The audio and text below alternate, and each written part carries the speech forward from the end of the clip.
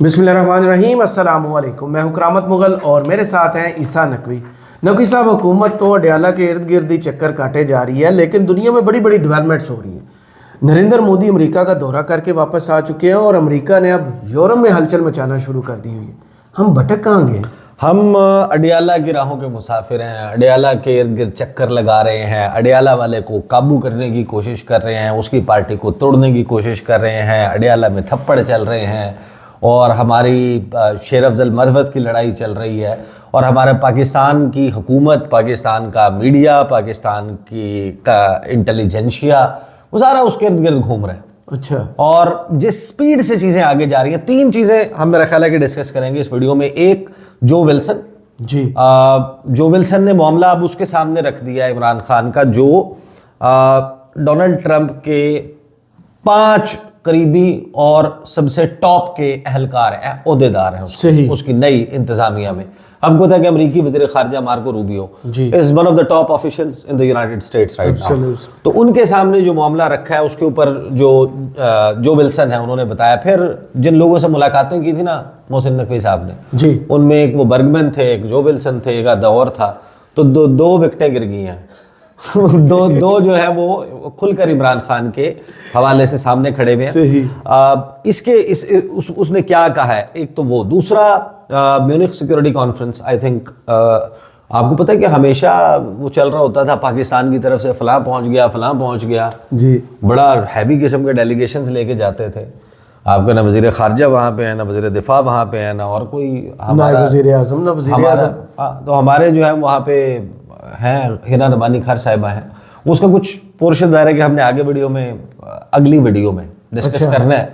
तो अभी फिलहाल जो है वो म्यूनिख सिक्योरिटी कॉन्फ्रेंस में जो अमरीकी नायब सदर हैं जेडी वांस जी, उनकी तकरीर है 18 मिनट 59 सेकंड की। I think very important.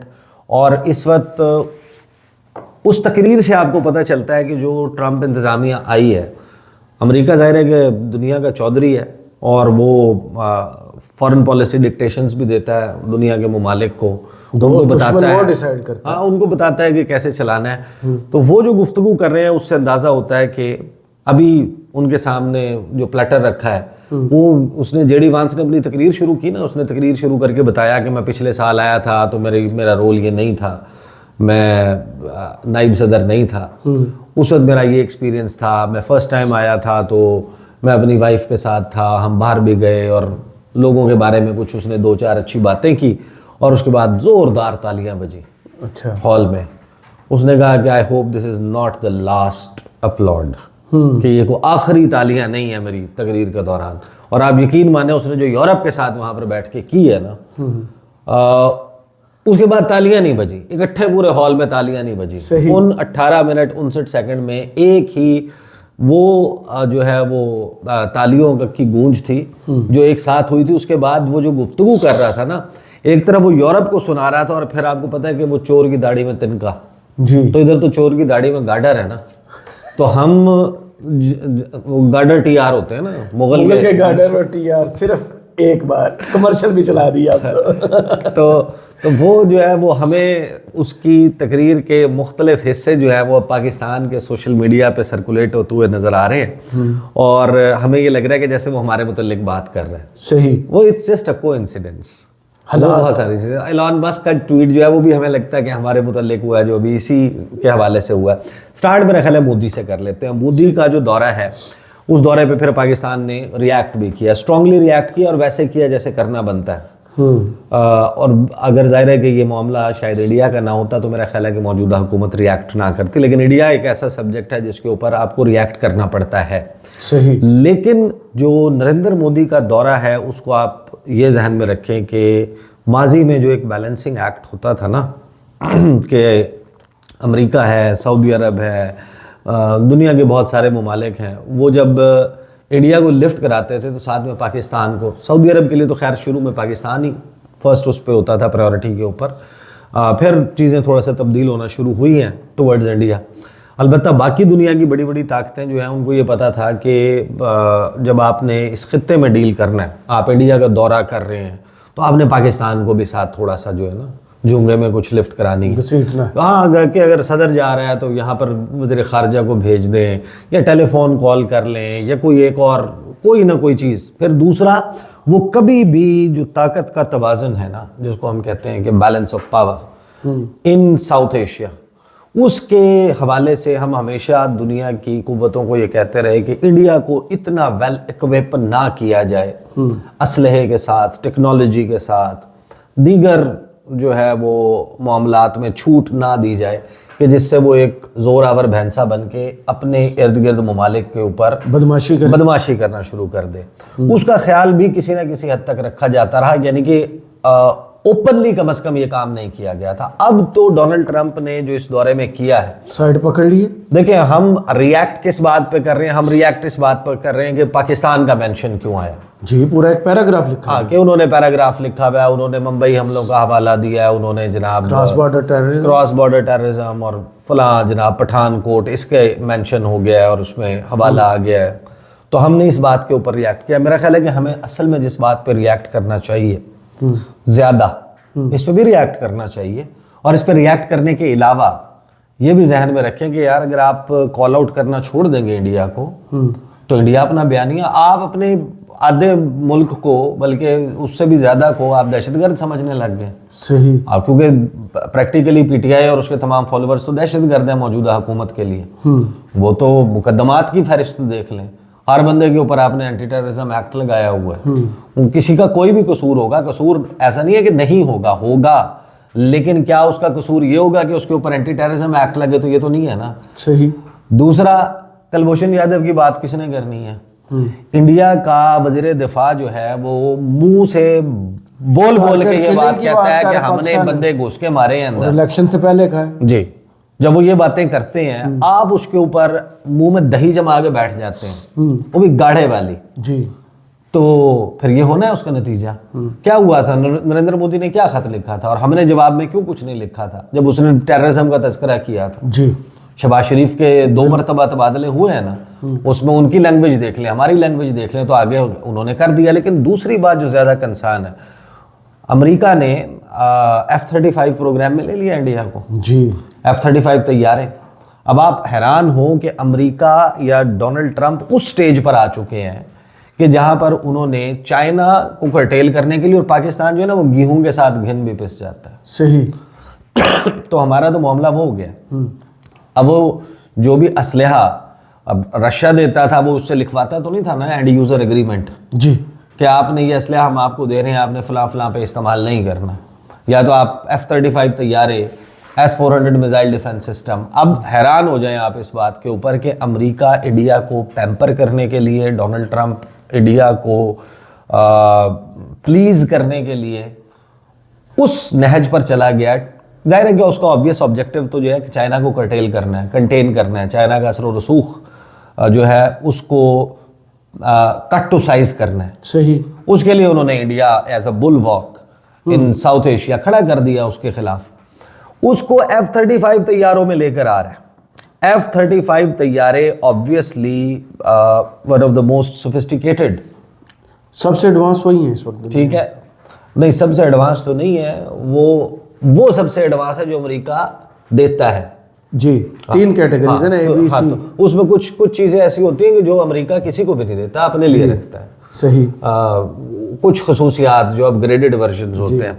अलबत्ता आप हैरान हो इस बात के ऊपर कि यही डोनाल्ड ट्रंप था 27 दिसंबर 2021 जी। Countering American adversaries through sanctions act, CAATSA की सैंक्शंस तुर्की पे लगाई थी। F-35 तैयारों के प्रोग्राम से तुर्की को निकाल दिया था कि ये रूस से S-400 मिसाइल डिफेंस सिस्टम ले रहा है, क्योंकि S-400 मिसाइल डिफेंस सिस्टम के साथ स्पेशलाइज्ड रडार्स आते हैं। रडार्स अपने खास रेडियस में मौजूद किसी भी चीज की इंफॉर्मेशन गैदर कर सकते हैं और वो गैदर करके ट्रांसपोर्ट बैक कर सकते हैं टू रशिया जी, क्योंकि उनकी टेक्निकल इन्वॉल्वमेंट तो है।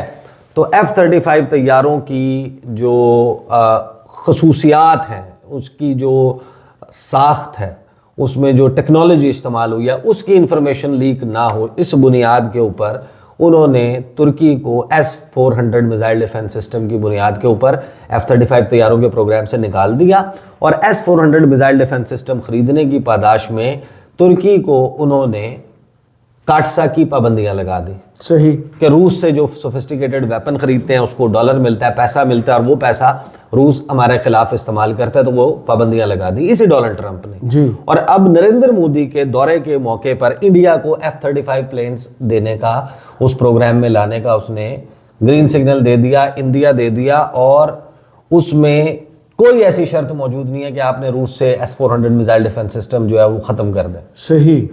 उसके होते हुए तो आप ये सोच लें कि इंडिया को इक्विप किया जा रहा है और वो जो इक्विपमेंट उसके पास आया, जो उसका जोर बढ़ता जा रहा है, तो वो ऑब्वियसली अल्टीमेटली उसकी तो कोई वो नहीं है कि पाकिस्तान के खिलाफ कुछ इस्तेमाल नहीं होगा। तो हम बिल्कुल जिसे कहते हैं ना कि अब उस स्टेज पर आ गए हैं जहाँ पर शायद हमें बहुत सारे डिसीजंस लेने होंगे। ये दाखिली सियासी लड़ाई जो है वो निगल रही है। आपने रिएक्ट कर दिया उसके ऊपर, आपने कहा कि ये अनफॉर्चुनेट है, ऐसा नहीं होता, ये डिप्लोमेटिक नॉर्म्स के खिलाफ है, पाकिस्तान के मुतल्लिक हम इतना कोऑपरेट कर रहे हैं अमेरिका के साथ काउंटर टेररिज्म एफर्ट्स में, इस सब में आपने लंबा चौड़ा बयान तो दे दिया। ये बयान मेरे सामने मौजूद है, लेकिन इस बयान को आप सामने रख लें। वो जो हेट क्राइम्स अगेंस्ट मुस्लिम्स हैं और अदर माइनॉरिटीज़ हैं इंडिया के, और इंडिया उनके लिए सेफ हेवन है, ये बातें अब अगर सिर्फ और सिर्फ आपके फॉरेन ऑफिस की एक रिएक्शनरी प्रेस रिलीज में आएंगी तो इससे तो बात नहीं बनेगी ना। सही। आपके फॉरेन मिनिस्टर, आपके डिफेंस मिनिस्टर, आपके प्राइम मिनिस्टर, आपके नायब वज़ीर आज़म, आपके सदर पिछले 3 साल में, 3.5 साल में इन्होंने अगर 3000 स्टेटमेंट्स इमरान खान के खिलाफ दिए हैं ना, तो उसका 1% भी इन्होंने इंडिया के खिलाफ नहीं दिया। अच्छा। हाँ, मुंह में दही जमा के बैठे होते हैं। आप बताएं ना, हर स्टेटमेंट ही इमरान, यानी आपको वज़ीर आज़म शहबाज शरीफ ने आखिरी मरतबा इंडिया के ऊपर किसी इवेंट, ख़ास इवेंट का इंतज़ार कि कश्मीर का डे आएगा तो हम 2 जुमले बोल देंगे, उसके अलावा आपने देखा कि इन्होंने कोई बात की है? मैंने तो नहीं देखा, बिल्कुल भी नहीं। तो आप अंदाजा लगा लें। अभी रिसेंटली एक शादी थी, उसमें गेस्ट भी आए थे इंडिया से। हाँ, तो किसी इंटरनेशनल इवेंट पे, किसी पब्लिक फोरम के ऊपर आपने इंडिया को कॉल आउट किया? आप नहीं करेंगे, आप स्पेस सीड कर देंगे तो अगले भाई कब्जा जमाने के लिए बैठे हुए, उन्होंने स्पेस कैप्चर कर ली जो स्पेस आपने छोड़ी थी। आपकी प्रायोरिटीज मिसप्लेस हो गई हैं। आपके लिए सबसे बड़ा मसला इमरान खान है, आपके लिए मसला ना पाकिस्तान है, ना पाकिस्तान का मौक़िफ़ है। तो फिर आपके साथ क्या कर सकते हैं? अनफॉर्चुनेट है। शहबाज शरीफ साहब, नवाज शरीफ साहब हो तो वैसे भी उनकी हमेशा से इंडिया के हवाले से हो रही है, लेकिन अगर इसके बदले में रेसिप्रोसिटी भी मिल जाए ना जी, कि वो बदले में आपके साथ उतने ही अच्छे हो जाए जितने अच्छे आप हो गए हैं, अच्छे बच्चे बन गए हैं ना, वो जवाब में आपके लिए अच्छे बन जाए, फिर भी ठीक है। सही। मसला ये है कि आप स्पेस सीड करते जा रहे हैं, वो स्पेस को कैप्चर करते जा रहे हैं। अब आ जाए, ये हो गया। फिर जो विल्सन ने ट्वीट किया। अच्छा, वो ट्वीट्स कर रहे हैं, वो पहले उन्होंने कहा कि मैं कोई लॉ लेके आ रहा हूँ, कानून लेकर आ रहा हूँ, दाखिले वाली Pakistan democracy act.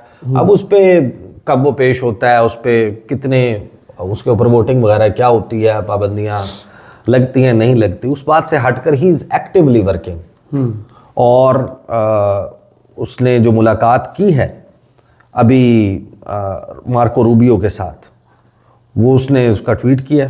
Grateful to meet with secretary Rubio, he understands the importance of freedom and democracy around the world.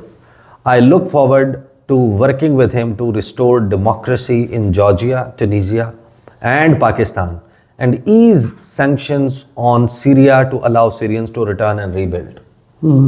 यानी कि डोनाल्ड ट्रंप के इंतज़ामिया में जो टॉप 5 के ओहदेदार हैं बशमूल डोनाल्ड ट्रंप, उनमें एक उनके वज़ीर ख़ारजा मार्को रूबियो, उनके सामने उन्होंने पाकिस्तान को और डेमोक्रेसी का मामला रख दिया। सही। तो हमारा एक तरफ वहाँ पे जनाब इंडियन फॉरेन मिनिस्टर का आउटरीच, वहाँ पर डोनाल्ड ट्रंप की तकरीब हल्फबरदारी में प्रेजेंस, फिर उसकी मार्को रूबियो के साथ मुलाकात, फिर उसके बाद अभी नरेंद्र मोदी का दौरा। दूसरी तरफ हमारी तरफ से जो वर्ड जा रहा है, वो क्या वर्ड जा रहा है कि उनका अपना ही सेनेटर, उनके अपने ही कांग्रेसमैन उठकर वज़ीर ख़ारजा से मिलते हैं और पाकिस्तान के हवाले से ये बात करते हैं। आरिफ अलवी वहाँ पर मौजूद है, वो बर्गमैन से मुलाकात कर रहे हैं, वो वहाँ पर जाके उधर हॉलीडे में मुलाकातें कर रहे हैं, सेनेटर वहाँ पर कांग्रेसमैन के सामने पाकिस्तान का मामला रखा जा रहा है, तो हमें खुद अंदाज़ा होना चाहिए हमारी जो मिसप्लेस प्रायोरिटीज़ हैं उनकी वजह से ये चीज़ इवेंचुअली डाउन द लाइन कितना बड़ा असर डालेगी। आपका कोई राब्ता इस्टेब्लिश नहीं हुआ ना ये अमेरिकी इंतज़ामिया से, आपको एक फ़ोन कॉल ही आ जाती है। नहीं, ये तो रिसीविंग एंड पे बैठे हुए थे ना कि इमरान खान के लिए शायद कॉल। हाँ, तो आपकी ये सूरत हाल चल रही है। फिर आप जाकर उनकी गुफ्तगू और गुफ्तगू का अंदाज सुन लें म्यूनिख सिक्योरिटी कॉन्फ्रेंस में, वो सुना जेडी वैंस जो है वो यूरोपियंस को रहा है, लेकिन सानू लग रहा है साढ़े ना, हमें लग रहा है कि भाई हमारा तो अपनी दाढ़ी में तिनका है, तो हमें नजर आ रहा है कि हमारे मुतालिक वो, अब मैं मुझे पूरा वाकया भूल गया लेकिन वो राहत इंदौरी का है ना, हाँ, कि उसने कहा था कि नेता बड़े चोर है, करप्शन के बारे में तो पुलिस ने पकड़ लिया, पकड़ने के लिए आ गई, तो उसने कहा मैंने कौन सा भारत के बारे में लिखा है, हो सकता है मैं पाकिस्तान की बात कर रहा हूँ, हो सकता है मैं बांग्लादेश की बात कर रहा हूँ। उसने कहा नहीं, हमें नहीं पता कि किसके पुलिस नेता ने जवाब दिया था, सानू नहीं पता केड़े मुल्क दे नेता चोर ने। हाँ, नहीं उन्होंने पंजाबी में नहीं जवाब नहीं, मैंने पंजाबी में दिया, आपने पंजाबी में दिया। तो वो जेडी वांस जो है वो ब्रेग्जिट के बाद बरतानिया की सूरत हाल, वो जो है मुख्तलिफ इलेक्शंस के बारे में गुफ्तगू कर रहा है, रोमानिया के इलेक्शंस के बारे में कि उन्होंने पूरा इलेक्शन ही कैंसिल कर दिया। इल्ज़ाम ये था कि कई हज़ार, hundreds of thousands of dollars रूस ने लगाए उनके इलेक्शंस पे असरअंदाज होने के लिए, तो उन्होंने इलेक्शन वो कर दिए।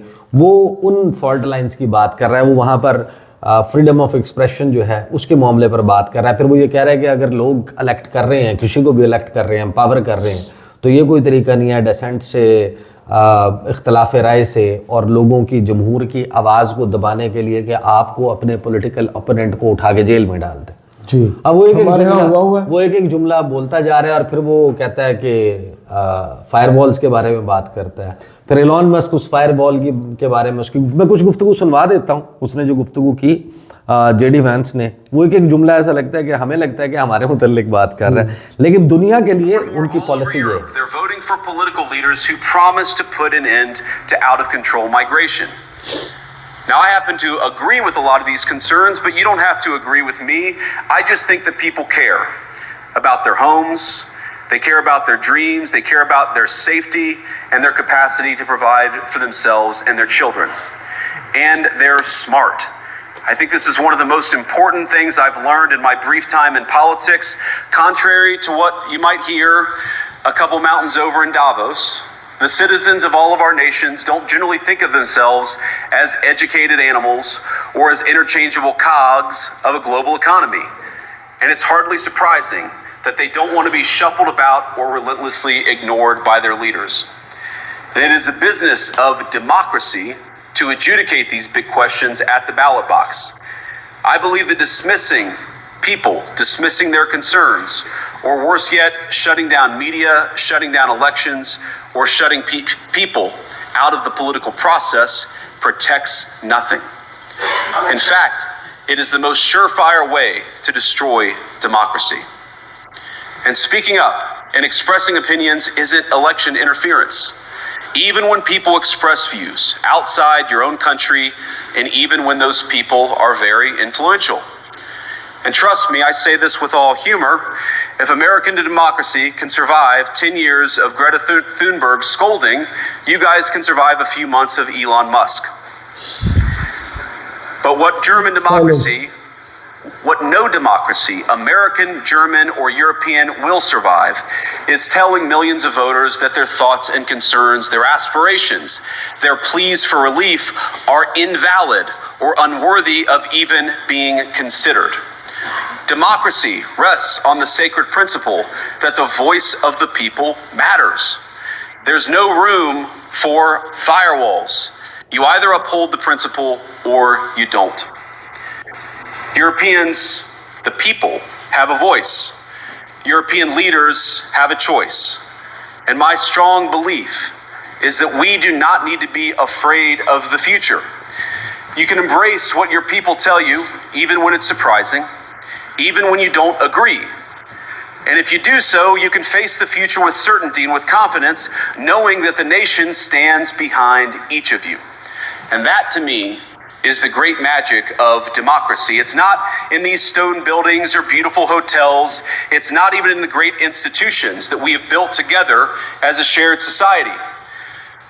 To believe and he goes on and on and on, और वहां पर सामने सन्नाटा, साइलेंस, खामोशी। लेकिन अब जब आप इसको सुनते हैं, वो बैलेट बॉक्स की बात कर रहा है, वो इलेक्शन की बात कर रहा है, वो लोगों की राय, मैंडेट चोरी की बात कर रहा है, वो लोगों की राय के मैटर करने की बात कर रहा है। अभी दरमियान में वो जाहिर है कि इतनी लंबी तकरीर है, उसमें एग्जैक्ट वो फाइंड आउट करना जहाँ पे वो कह रहा है कि अपने पॉलिटिकल ओपोनेंट्स को जेल में डालने का, जेल में डालना, उनके ऊपर इस किस्म के चार्जेस लगाना, नो रूम फॉर फायरवॉल्स, और नो रूम फॉर फायरवॉल्स को म्यूजिक के साथ ड्रामेटाइज करके इलॉन मस्क ने उसको जनाब ट्वीट किया है। अब यूरोपियंस जो है उनको, उनमें खलबली मची हुई है। उनको लगता है कि वो सऊदी अरब में कुछ लोग पहुंचे हुए हैं और वहाँ पर रशियंस और अमेरिकन की बैकडोर स्टार्ट हो चुकी है, जो चीज़ें उसमें नहीं है, और सऊदी अरब मोस्ट प्रोबेबली होस्ट करने जा रहा है। डोनाल्ड ट्रंप आएंगे, उधर से पुतिन आएगा, और वहाँ पर कोई यूक्रेन के हवाले से उनकी मुलाकात होके कोई सेटलमेंट और उस तरफ जा सकते हैं, उनका आपस में तस्फिया हो सकता है। यूरोपियंस कहते हैं हम कहाँ हैं इसमें। अब ये सूरत हाल चल रही है पूरी दुनिया में, और अमेरिका का जो पॉइंट ऑफ व्यू है, अगर वो यूरोप के हवाले से या डेमोक्रेसीज के हवाले से ये रख रहे हैं, कल को जब, कल से मुराद ये है कि इन टाइम्स टू कम, अगले चंद हफ्तों में जब डेमोक्रेसी इंडेक्स की रिपोर्ट आएगी और पाकिस्तान ऑलरेडी आमरियत, जमहूरियत, hybrid pro max, authoritarian regimes में आ चुके, अब वो हमें उठा के कहाँ डालेंगे, तो आपके साथ कैसा डील कर लेंगे। फिर वही होगा कि मोदी की स्पेस बनेगी, वो जाएंगे, वो जाके करेंगे अपने मुआहदे और सब कुछ। हमने अपने इंटरेस्ट में क्या चीज़ सामने रखनी है, ये फैसला हम नहीं करना है। सही, बहुत शुक्रिया ईसा नकवी आपके तजिए का। कमेंट्स बॉक्स में ज़रूर बताइएगा ये वीडियो आपको कैसी लगी। इजाज़त दीजिए, अल्लाह हाफ़िज़।